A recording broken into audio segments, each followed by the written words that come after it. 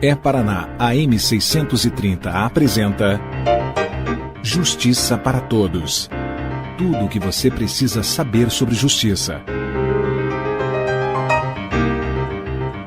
Um programa produzido pela Associação dos Magistrados do Paraná. Olá, boa tarde para você, ouvinte da Rádio Educativa. Eu sou Jéssica Camille Alves e começamos aqui na M630 mais uma edição do programa Justiça para Todos. E hoje o tema da nossa entrevista é a chamada evasão escolar, uma situação que infelizmente é muito frequente no nosso país.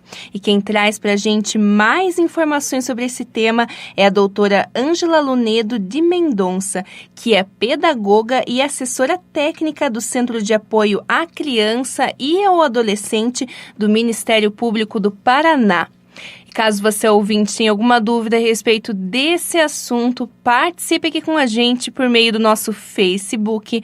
No inbox, procura lá Justiça para Todos, programa de rádio da Amapar. Quero cumprimentar aqui a doutora Ângela. Boa tarde, doutora, e muito obrigada por aceitar nosso convite. Boa tarde, Jéssica. É sempre uma alegria poder utilizar dos meios de comunicação para estender um tema tão importante, tão desafiador e tão estruturante dos direitos da criança e do adolescente como o direito à educação. E, doutora, para a gente começar a nossa entrevista, a senhora poderia primeiramente explicar para os nossos ouvintes qual que é a atual realidade do problema de evasão escolar no nosso país? E poderia traçar um panorama para a gente sobre esse assunto? Então, os dados, eles são preocupantes, mas eles já foram piores, sabe, Jéssica? Historicamente, nós acompanhamos um esforço, né, da sociedade brasileira, das próprias gestões, né, do Estado, no sentido de lidar com essas questões. Do ponto de vista brasileiro, um dado importante é que nós temos hoje 96% das crianças entre 7 e 14 anos matriculadas na escola. Esses são dados federais. Este é um bom dado. O que nos desafia, e esse é um desafio esclarecido no Plano Nacional de Educação, é a questão da qualidade, né? Embora as crianças estejam matriculadas, nem sempre elas estão frequentando e nem sempre esta presença no ambiente escolar tem significado qualidade na aprendizagem. Então, diversas metas e estratégias no Plano Nacional e aí por decorrências estaduais e o Municipal de Educação, precisam aprimorar essas questões das condições de aprendizagem e para que esta condição signifique o desejo de permanência e as condições de permanência no âmbito da escola.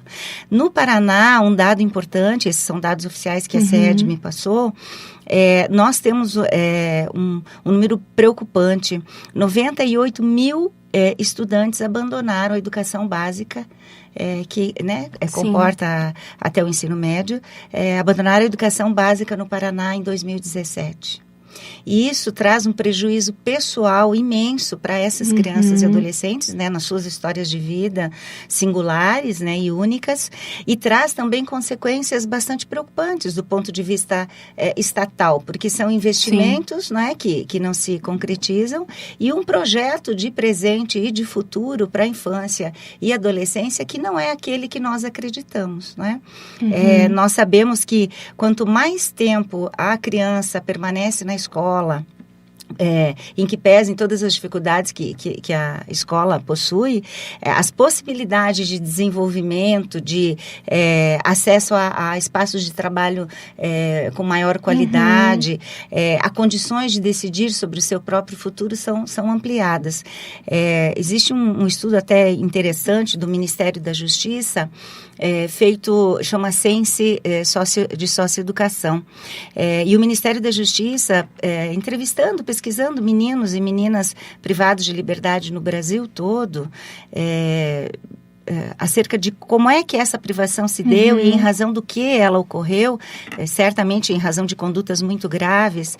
O que nos alerta do ponto de vista educativo é que mais de 90% desses adolescentes, quando cometeram um ato infracional grave, que os levou à privação de liberdade, quando eles cometeram este ato, eles já haviam abandonado a escola. Então, é quase impossível nós acreditarmos num projeto de cidadania, de desenvolvimento, de felicidade, né?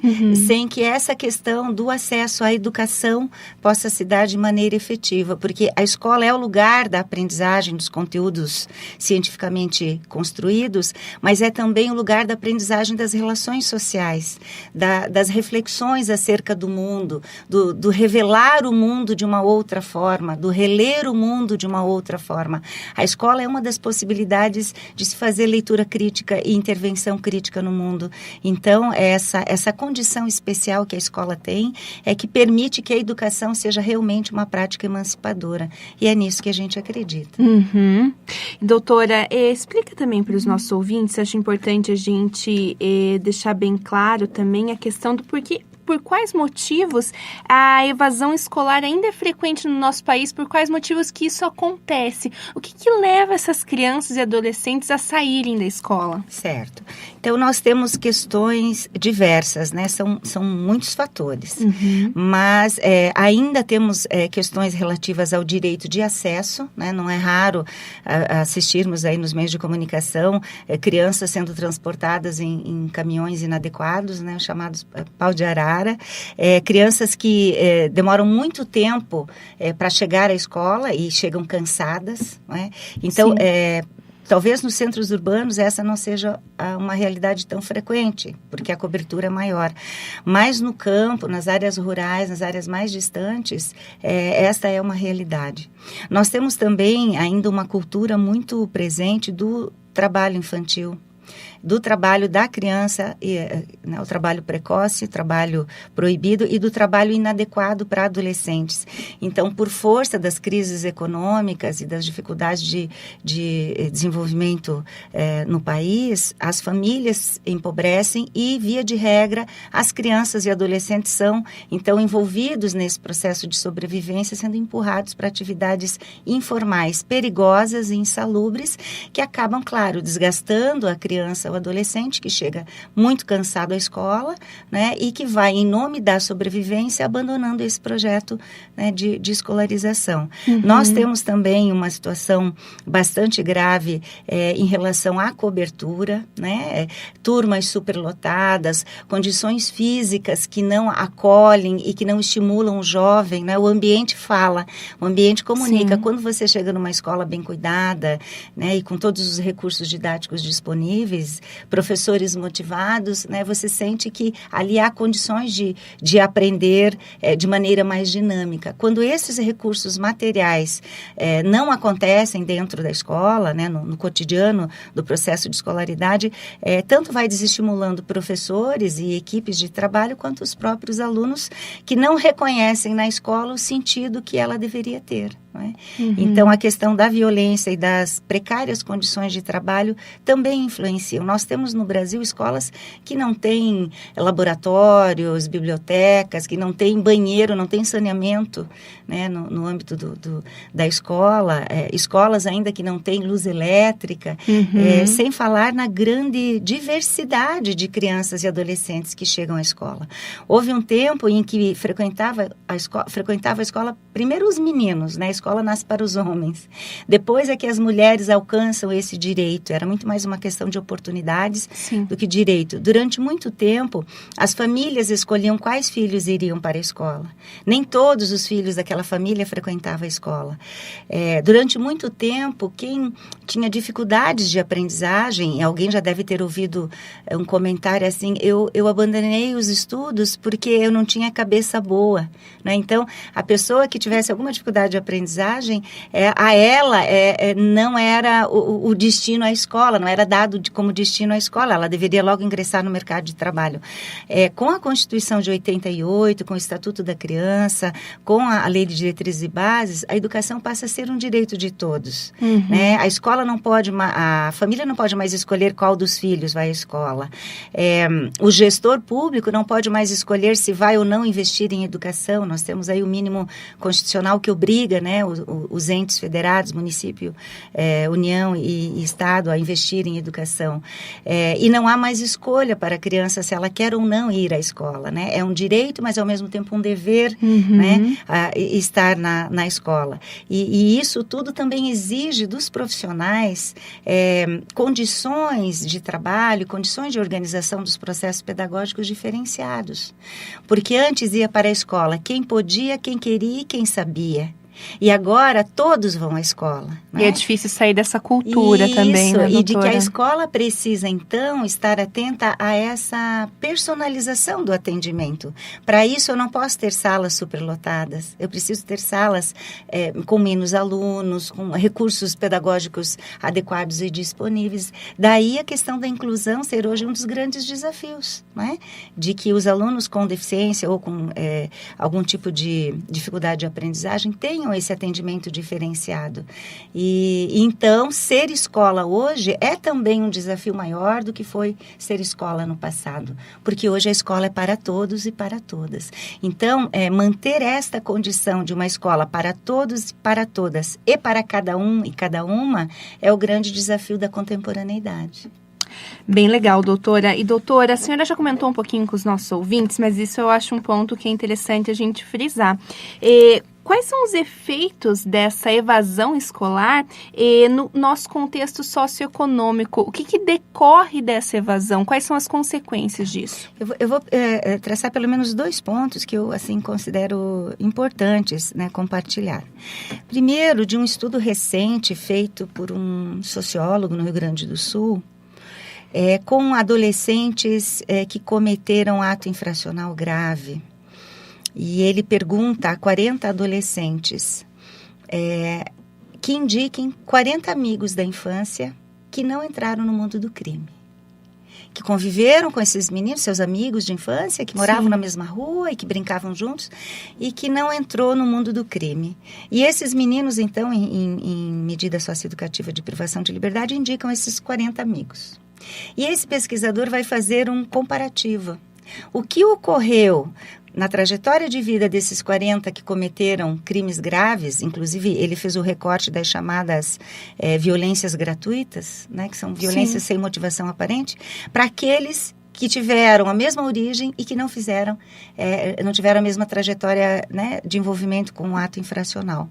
Em todas as respostas, a diferença daqueles que não se envolveram com o mundo da criminalidade foi a autoescolaridade. Todos eles concluíram o ensino médio, né? Ou concluíram o ensino médio apenas e aí fizeram alguma atividade profissionalizante, ou concluíram o ensino médio e seguiram a sua escolaridade no ensino superior. Então, de uma amostragem muito pequena, de 80 adolescentes, pode-se observar que, do ponto de vista social e econômico, as possibilidades de desenvolvimento, de cidadania, né? Enfim, maiores escolhas, né? Quem tem maiores condições de escolaridade pode certamente aí encontrar caminhos ampliados para fazer suas escolhas pessoais.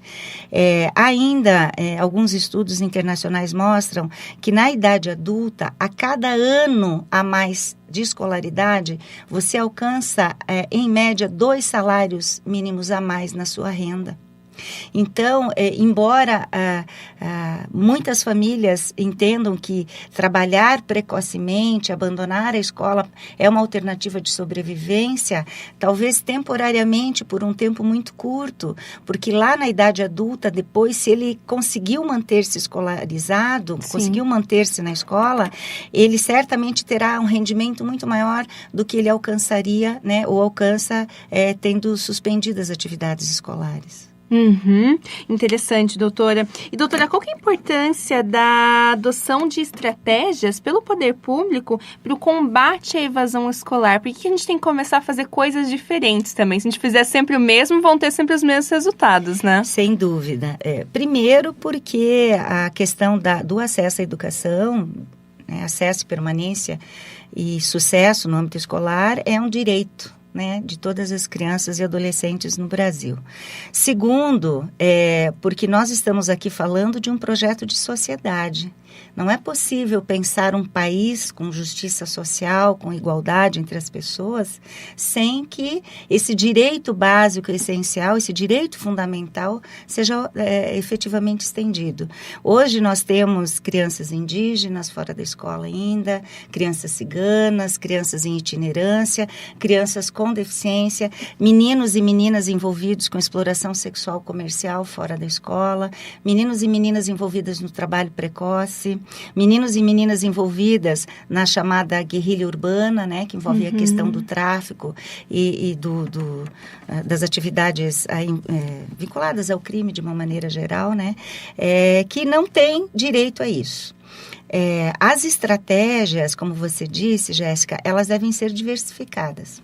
Desde repensar processos de ensino, repensar a forma como nós vamos buscar esses meninos, meninas e essas famílias que em um determinado momento se distanciam da escola. Durante muito tempo, essa foi uma questão pensada apenas como uma escolha familiar.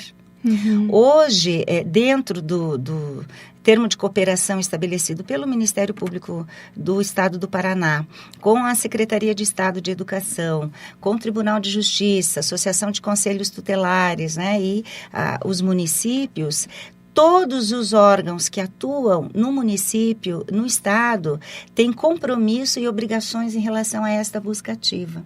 Então, se uma criança, um adolescente, falta 3 dias consecutivos, 5 alternados, ou 5 dias consecutivos, 7 alternados, aí dependendo das normativas municipais, há uma obrigação da escola de realizar esta busca ativa, que pode ser por meio de bilhetes, de telefone, de equipes, né, de pessoas da própria escola, do próprio conselho escolar, que procurem verificar junto à família e à comunidade as razões desta falta.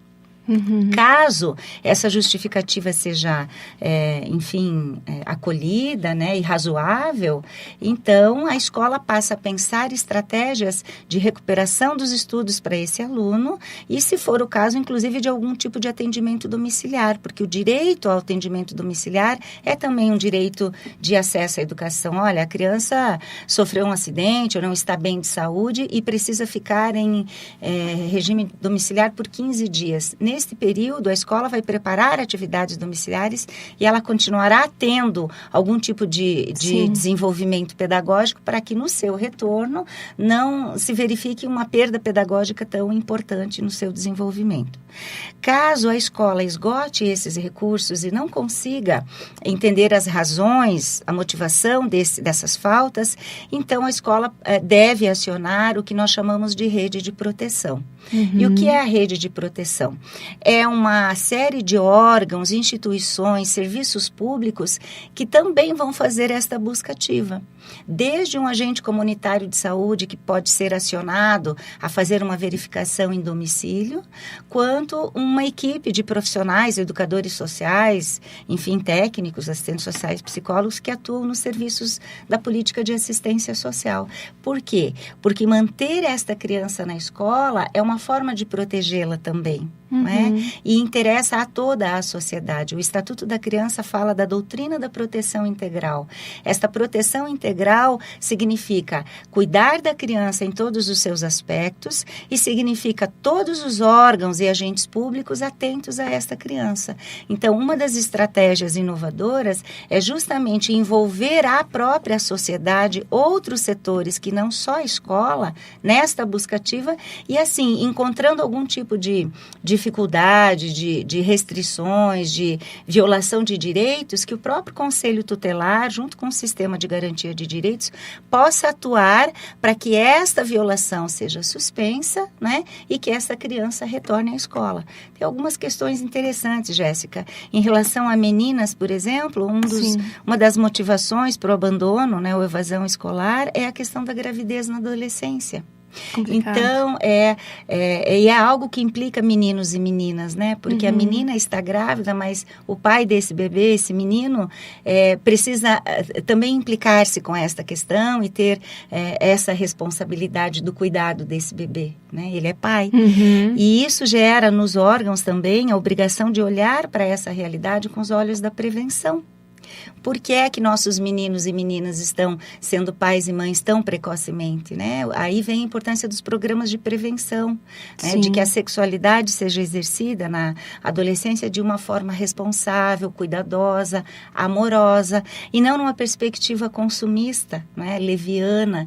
Então, essas discussões são discussões que envolvem políticas de saúde, políticas de juventude, políticas de educação, e que esses dados, esses casos concretos, organizados, sistematizados, vão apontando caminhos estruturais para a gente lidar com essas questões, no caso individual e como política pública. Bem interessante, né, doutora, que às vezes a gente acha que é só um problema da educação, né, mas envolve saúde, envolve segurança. Sem dúvida. Envolve várias coisas. Olha, essa questão da segurança é bem importante, Jéssica. Muitos meninos e meninas e adultos também, especialmente no âmbito da escola à noite, da escola noturna, eles iniciam o ano letivo e lá por março, abril, eles começam a desistir. Por quê? Porque a rua é escura, porque não há segurança, porque existem vazios urbanos entre a escola e o ponto de ônibus. Não é? É muito longe onde os adolescentes descem até a escola e aí há um sentimento de insegurança e uma insegurança efetiva, muitas vezes, muitos assaltos. Nós temos a questão do bullying, né? A questão do tráfico de drogas em algumas regiões. Então, essas questões concretas, elas dizem respeito à escola, mas elas dizem respeito à política de segurança pública, à política de urbanismo, por exemplo, em relação à iluminação. Sim. Não é? E essa visão estratégica, essa visão em rede, essa visão integral sobre esses fatores é que pode nos ajudar a lidar com esse problema de uma maneira mais consequente. E doutora, conta um pouquinho pra gente também sobre qual que é o papel e a importância do Ministério Público nesse combate à evasão escolar no país e também especificamente no nosso estado. Certo. Bom, em primeiro lugar, o Ministério Público é o fiscal da lei, né? Então, desde a verificação acerca da cobertura, né, da existência de vagas, das condições de funcionamento, segurança e adequação dos espaços, quanto ao papel garantidor do Ministério Público, né, de que crianças, adolescentes em especial aí, que são prioridade absoluta, tenham esta prioridade manifestada também no direito à educação. Tem algo bem importante neste papel, que é uma intervenção estratégica que os promotores de justiça têm feito com, né, bastante importância, que é o acompanhamento da execução dos planos municipais de educação, que são planos que foram elaborados prevendo um período de 10 anos, Jéssica. E nesses 10 anos, então, o município precisa prever de que forma as grandes questões que envolvem a educação serão alcançadas. Desde a formação de professores, ampliação de rede física, a busca de novas estratégias de ensinagem, não é? Então, metodologias diversificadas, a questão da alimentação, do acesso por meio do transporte escolar de qualidade. E cada plano municipal contém uma série de eixos e de metas. E monitorar a execução desse plano, alterar a execução desse plano, acompanhar essa efetivação, nesse período de 10 anos, pode significar um grande marco para os indicadores de qualidade daquele município. Então, esse é um papel muito importante que os promotores vêm exercendo e que nós, no Centro de Apoio, sempre, né, acompanhamos, motivamos e apoiamos, porque sabemos que 10 anos na história não é muito, mas 10 anos na vida de uma cidade pode fazer bastante diferença. Né? Legal, doutora. E enquanto Centro de Apoio, a doutora Luciana Liner e eu acompanhamos como representantes do Ministério Público a execução do plano estadual, né, com a mesma perspectiva, para que não seja só mais um plano teórico, um plano de intenções, mas que ele signifique, de fato, né, a aplicação de recursos de maneira adequada, suficiente e efetiva nesse campo do direito que é tão importante. E, doutora, conta também um pouquinho para os nossos ouvintes quais são as principais responsabilidades das instituições de ensino no enfrentamento desse problema. A gente sabe que é muita coisa, mas acho que é interessante a gente delimitar para os ouvintes o que principalmente as escolas devem fazer. Certo. Então, bem importante essa sua pergunta, Jéssica, porque quando a gente fala da evasão escolar e do abandono, é muito comum a gente pensar na escola pública. E nós estamos aqui falando de um direito universal de todas as crianças e adolescentes em todas as redes, inclusive a rede privada. Então, esta obrigação de comunicar ao Conselho Tutelar os casos de excesso de faltas de crianças e adolescentes não é uma obrigação apenas da escola pública. Nós temos acompanhado nos últimos anos um interesse, uma participação importante da rede privada nesse assunto. Para você ter uma ideia, alguns dias atrás entrou em contato comigo uma pessoa de uma escola privada, falando de um aluno que recusava-se a ir à escola já há alguns meses por conta de uma questão psiquiátrica. E ela perguntava se era o caso de acionar o Conselho Tutelar.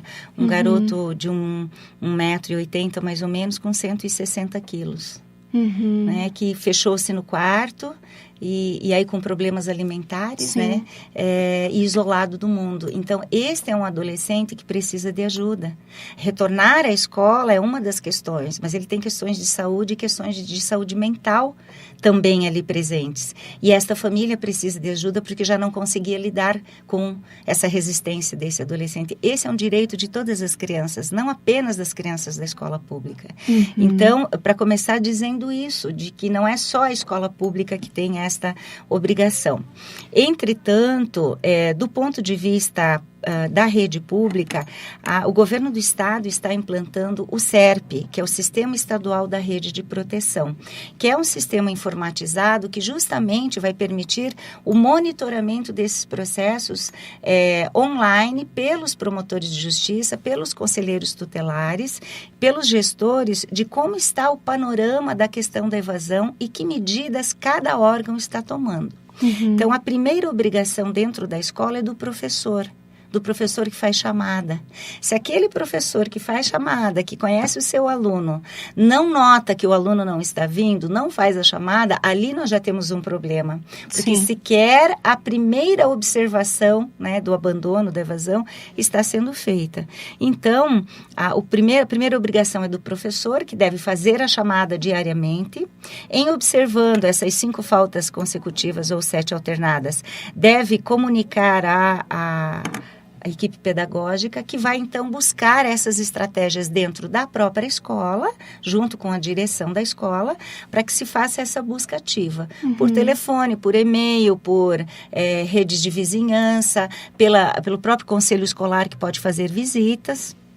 Não alcançando essa resposta, a escola comunica a rede de proteção, né, CRAS, CREAS, unidades de saúde, participa de reuniões da rede, leva o caso para essas reuniões onde essas equipes discutem o caso, e não alcançando sucesso a rede de proteção, fazendo essa busca ativa, então esse caso é encaminhado ao Conselho Tutelar para que, né, apliquem-se aí as medidas protetivas que podem aí indicar a prática de negligência ou de omissão por parte da família ou do próprio Estado. Então, por exemplo, eu tenho um adolescente que morava próximo à escola e que por uma razão ou outra mudou-se. Para o local onde ele mudou, não há vagas na nova escola. E ele não dispõe de vale-transporte para continuar na escola onde ele estava anteriormente.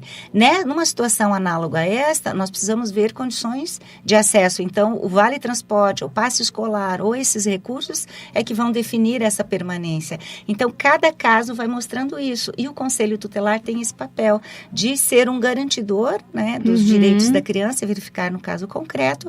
Caso essa questão envolva omissão estatal ou omissão familiar, né, sem solução pela intervenção do Conselho Tutelar, então o Ministério Público é comunicado. Doutora Ângela, infelizmente nosso tempo está acabando, mas nesse último minutinho que nos restou, queria pedir para a senhora falar um pouquinho para os nossos ouvintes de que maneira que as famílias devem participar dessa dinâmica escolar e contribuir para a redução desses índices de evasão escolar. Muito bem. Eu agradeço, é uma pergunta muito importante. É verdade. Primeiro, assim, Jéssica, muito importante dizer que quem ama, cuida. A presença da família neste processo é importante por vários motivos. Tanto a presença no sentido de acompanhar as tarefas escolares, de acompanhar as dificuldades que o filho pode ter, de dialogar com a escola acerca das melhores estratégias. Quando um filho percebe que a família se importa, ele também se importa com a escola. Então, participar das reuniões escolares, ler para o filho, mesmo que a família não tenha escolaridade, não compreenda bem ali o que aquele filho está aprendendo, sim, olhar os cadernos, pedir que o filho conte o que foi que aprendeu, que relate como foi a dinâmica da escola, é muito importante. E muitos adolescentes, especialmente, acabam abandonando a escola por razões de violência intraescolar, o chamado bullying.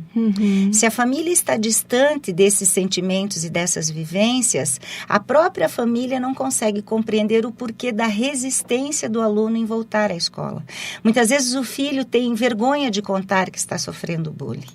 Muitas vezes o filho tem receio de que a família não vá compreender ou não vá acreditar no que está acontecendo.